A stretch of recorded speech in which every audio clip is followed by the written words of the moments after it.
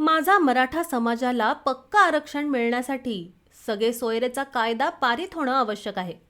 परंतु शासन तो कायदा पारित करत नाही. या कारणामुळे मी आत्महत्या करत आहे, अशी चिठ्ठी लिहून परभणीच्या सेलू तालुक्यातील राजवाडी येथील प्रताप शेवाळे या तरुणाने आपल्या शेतातील झाडाला गळफास लावून आत्महत्या केली.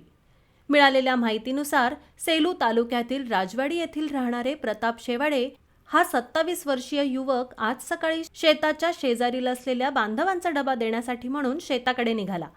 पण शेजारच्या शेतात गेलाच नाही, तर आपल्या शेतात जाऊन शेतातील झाडाला गळफास लावून आत्महत्या केली. आज 11 वाजायच्या दरम्यान परिसरातील शेतकऱ्यांना झाडाला कोणीतरी गळफास लावल्याचं आढळून आलं आणि त्यानंतर हा सर्व प्रकार उघडकीस झाला. प्रताप शेवाळे या युवकानं 10वी पर्यंत शिक्षण घेतलं असून तो शेती हा व्यवसाय करत होता. प्रतापला मराठा आरक्षण लवकरात लवकर लागू व्हावं अशी मनापासून इच्छा होती. सेलू येथे मराठा आरक्षणासाठी वेळोवेळी जी आंदोलनं झाली त्यामध्ये त्याचा सक्रिय सहभाग होता.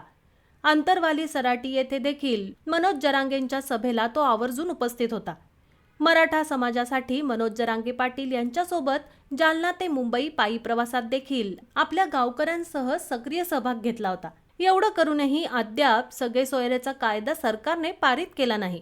मराठा आरक्षणाला वेळ होत आहे, त्यामुळे प्रतापने हे टोकाचं पाऊल उचललं. चिठ्ठीमध्ये एक मराठा लाख मराठा असं लिहित आपली जीवनयात्रा संपवणाऱ्या प्रतापसाठी परभणी जिल्ह्यात हळहळ व्यक्त केली जात आहे.